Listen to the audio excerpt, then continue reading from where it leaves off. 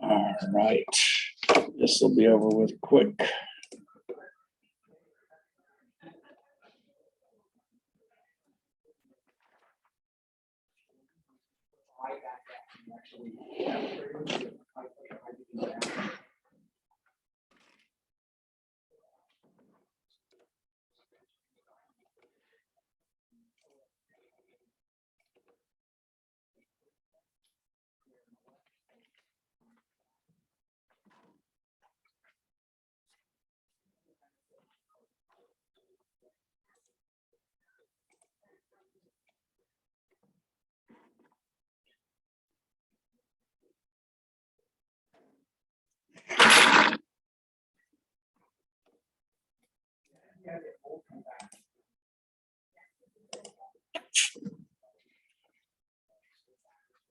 Okay.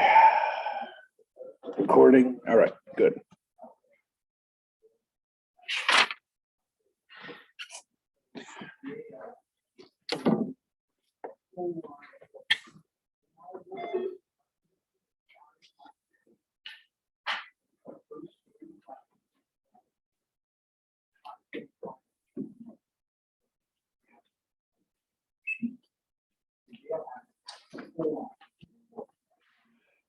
All right. So we begin from the last discussion on the Omni-Channel. Although the Omni-Channel are desirable, not every firm plans or wants to be in the Omni-Channel. There are some that by their very nature, especially those that are digital format and platformed, it is not only desired, it's the best bet for them. So if you're considering music or the publishing industry, both of those industries heavily weigh on the Omni-Channel because it's quite simply a natural for it. However, not everyone is. Certainly the automobile manufacturers use their websites purely for informational purposes. You find, of course, there are Carvana and many of the others, but those tend to be dealerships of used cars and not for brand new cars. So there's a difference. If you look at IKEA, IKEA has 52 stores in the United States.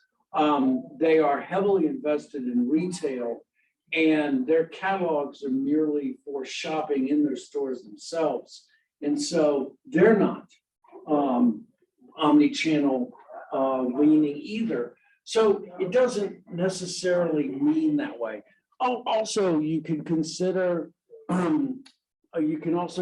businesses that heavily lean on cash versus those that work on credit.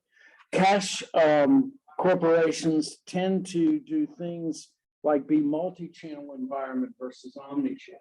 So all of those are perfectly good reasons why you may not be an omni-channel distributor. Now, having said that, if you do understand the benefits, it is important for you to integrate the information that you have from retail, from mass communications, from mobile channels, all of those.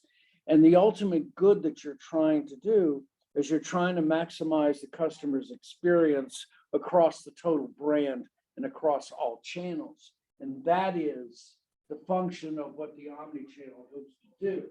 Now, in order to do that, you have to lean very heavily on 4 pillars. And these 4 pillars are considered necessary, but not sufficient. In other words, you have to have all 4 of these particular pillars, otherwise the whole system collapses. And so each one of these is known as harnessing customer knowledge, managing the channel relationships, assessing the channel performance, and then finally is leveraging technology.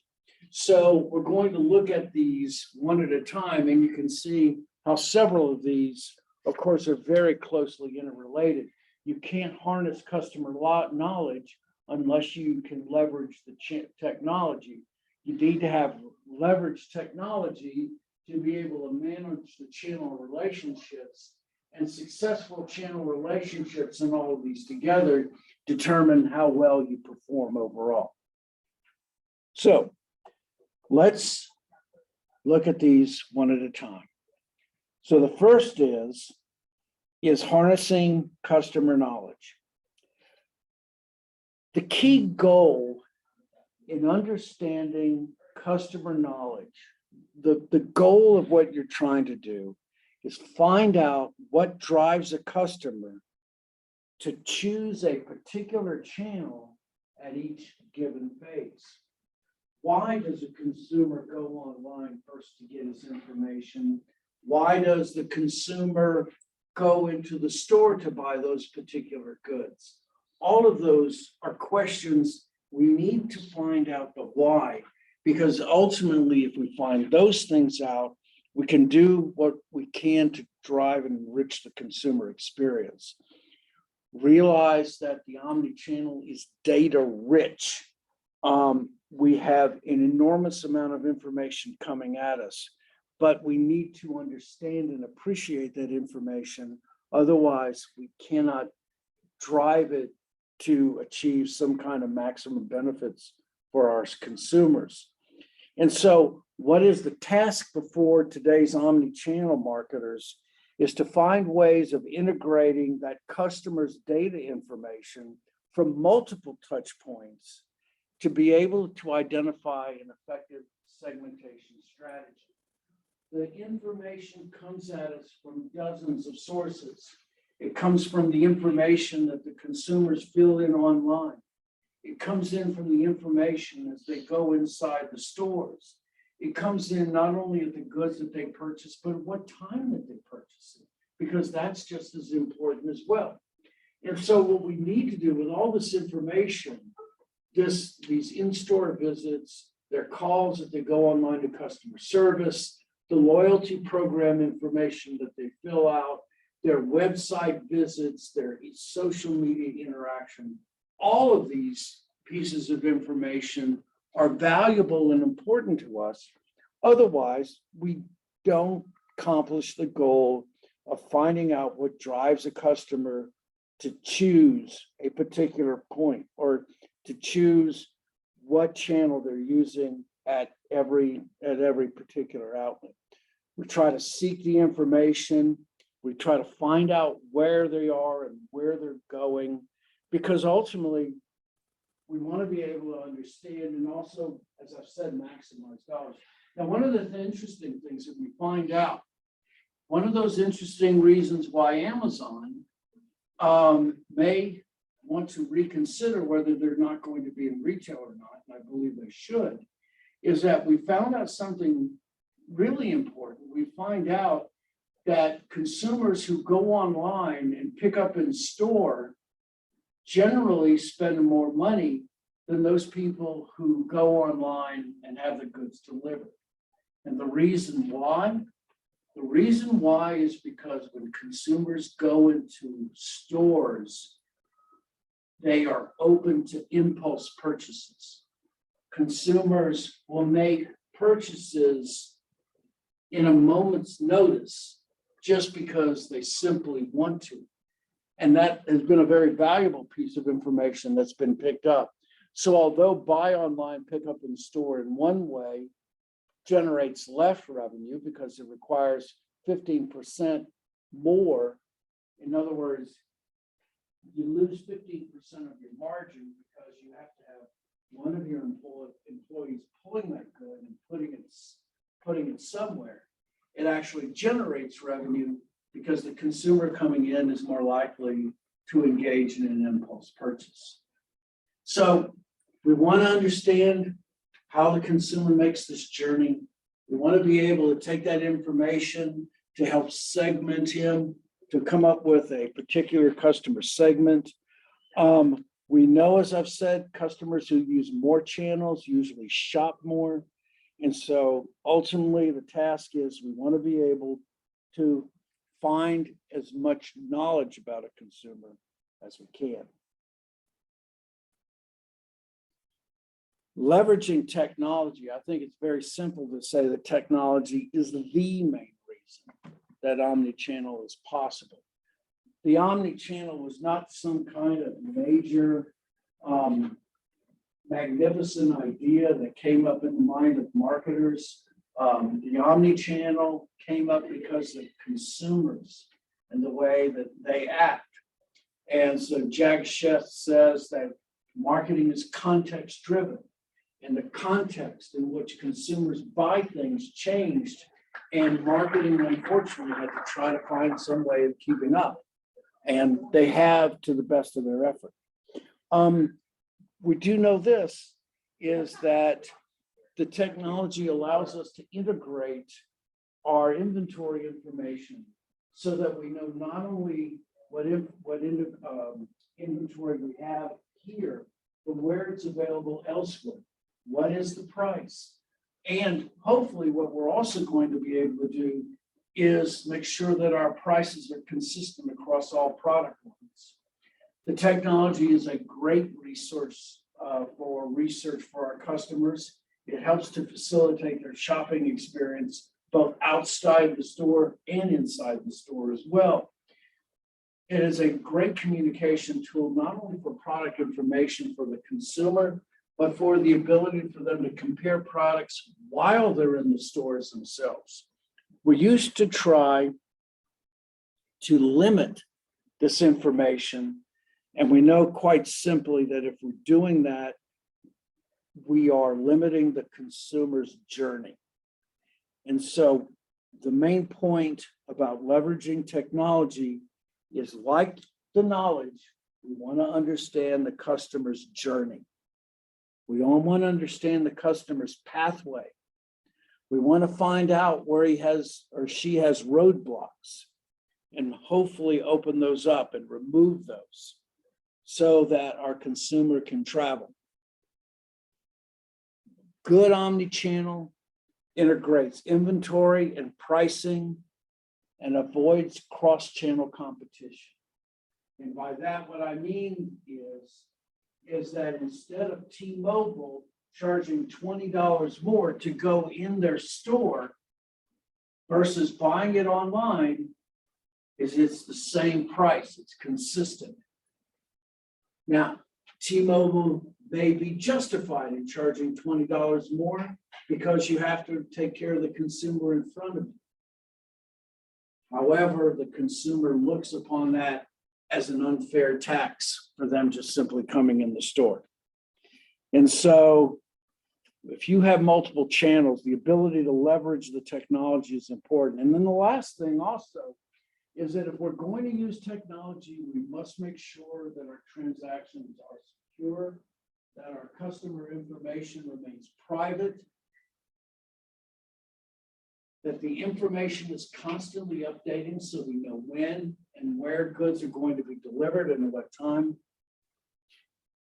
And above all, avoid as many of the bottlenecks as we can. Now, we know the healthcare industry has had issues when they started out.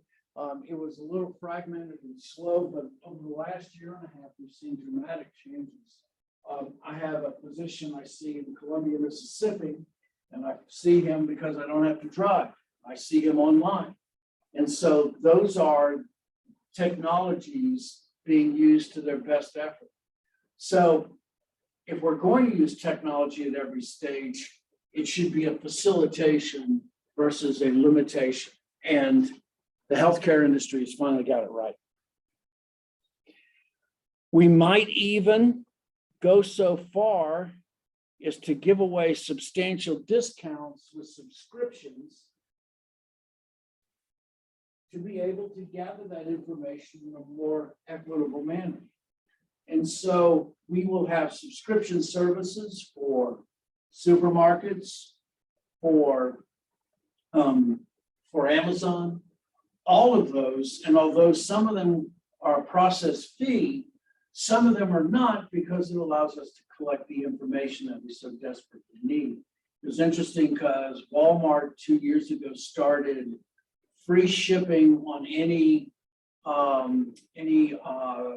order of $40 or more. And then, of course, Amazon knows a good idea when they steal one. And so they picked it up. They still do their Prime services. But the truth is that their Prime services, the videos are merely a SOP. You know, the Prime services What they use them for is to generate that data, the information that they need more than anything else. And so you use the information to optimize the prices for our consumers and hopefully bundle that information together. You also want to limit what's called the endless aisle. So you see this in Amazon. Walmart has stopped doing it. But if you type in 2 search engines, what ultimately happens is you see one screen and a screen that extends 3,000 more times if you wanted to. And that's what's called the endless aisle, where you're trying to sell anything online that has any kind of permutation. Well, that's not always the best way. Amazon does it, Walmart doesn't. Ultimately, it depends on whether you think your consumers are satisfied with it or not, okay? The best thing about our leveraging technology, as I've said, is that we do our best to understand the consumer's journey. The next is managing channel relationships. I know it's important to understand that when it comes to managing channel relationships, they're not talking about the relationship that you have with the consumer. We're talking about the relationship that channel members have with each other. And so you're talking about the relationship that the distributors and the retailers, the franchise partners have with each other. We want to be able to focus on the whole rather than some of the parts, because the omni-channel needs cohesion. It needs to be able to create a single unified whole. Otherwise, the whole system breaks down. You do not, or you wish to overcome organizational silos where one organization simply acts as if they are the only partner in the entire process. You want to be able to have those barriers down. And so the ways that you do that is, one of the ways is that you conduct audits. And what you're hoping to do is find or prevent any conflict of interest. In other words, you're getting substantial discounts from one or more partners that interferes with some other contracts that you may have. You also want the channels to be educated to understand their role in the entire system. And so if we're talking about the vendor management system with Walmart, you want those partners to understand their importance and their value in the system and their place, because ultimately they're not just merely cogs in the wheel. They, in essence, are part of a system, and that system needs to work. Finally, in the franchisee system, what you want to be able to do is know exactly where they are at any time. And so you can monitor those franchises real time. And so this means what they're producing, when they're producing it, so that that information is sent upstream, so that information is part of the larger predictive analytics that they're using. So ultimately they can provide a better satisfaction for their customers and anticipate issues in the franchise system where they occur. It isn't to rule over your franchisees, it is to help them along. The last of these is the concept of how do we measure how well we're doing. So there's 3 main categories of how we assess things. So the first is utilization. So how do the customers use the different channels that they have in their ability? Do they use their phones purely for information? Do they use their phones for financing? Do they use their phones for payment? How much do they do how much do they do in the store? How much do they do by mail? How much do they use by phone? all of those are questions that have to do with utilization. How do they find their ways through the channel system, and how do they use each part? The next is engagement. And so, how are consumers looking and finding their particular items that they desire? So there's two ways in which consumers engage.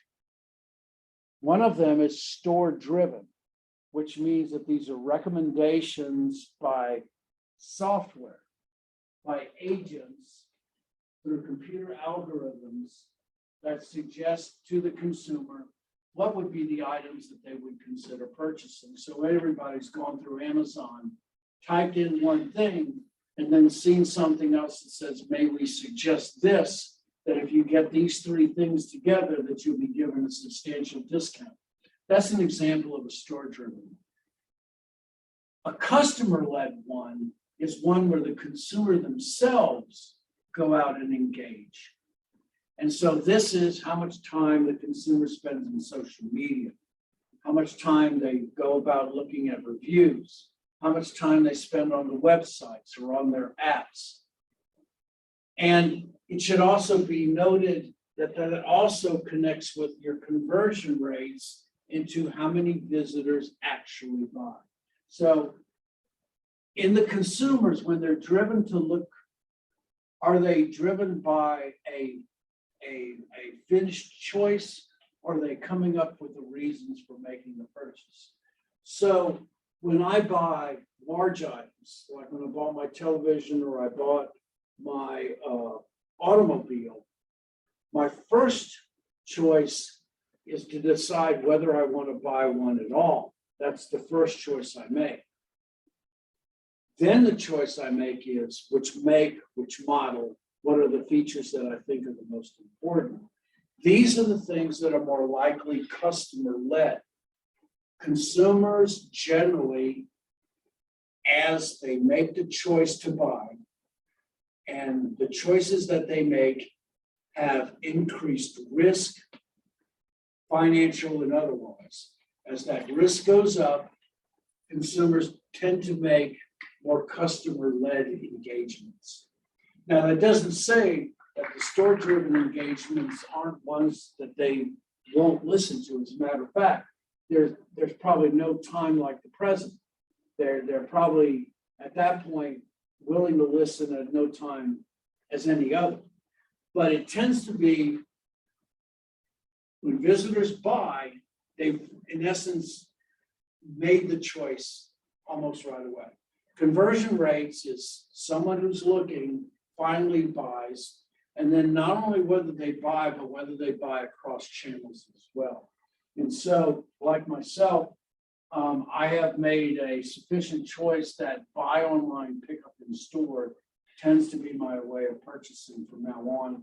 I simply do not wish to have to wait, especially if it's something that is in the city while I'm there. If it's out of city, then I'll wait.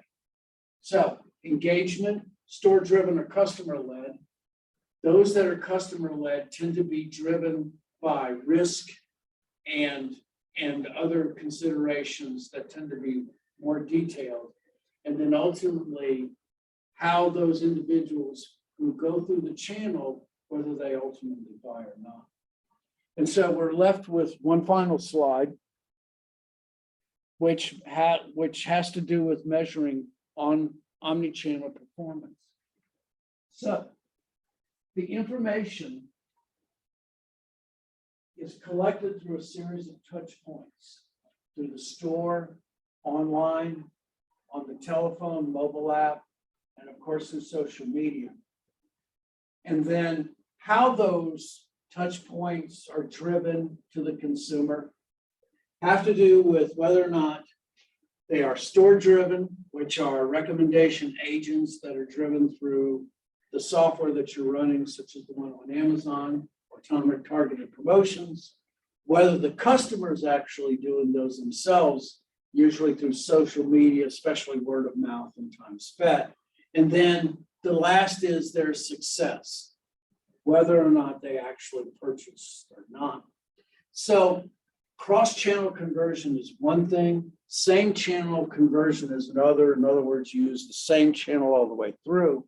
The one measuring stick out of this that I would be concerned with, among others, is the lifetime value, CLV, customer lifetime value. This has been a statistics that's especially come up over the last dozen years or so. Customer lifetime value, its whole purpose is to consider the consumer as an asset, not I wouldn't say a liability, but to consider the consumer as part of your entire value chain. So if you look at the consumer as an asset, you look at the consumer as an investment that you make in terms of advertisement, maybe even promotions, and then how much the consumer gives back to you over their lifetime.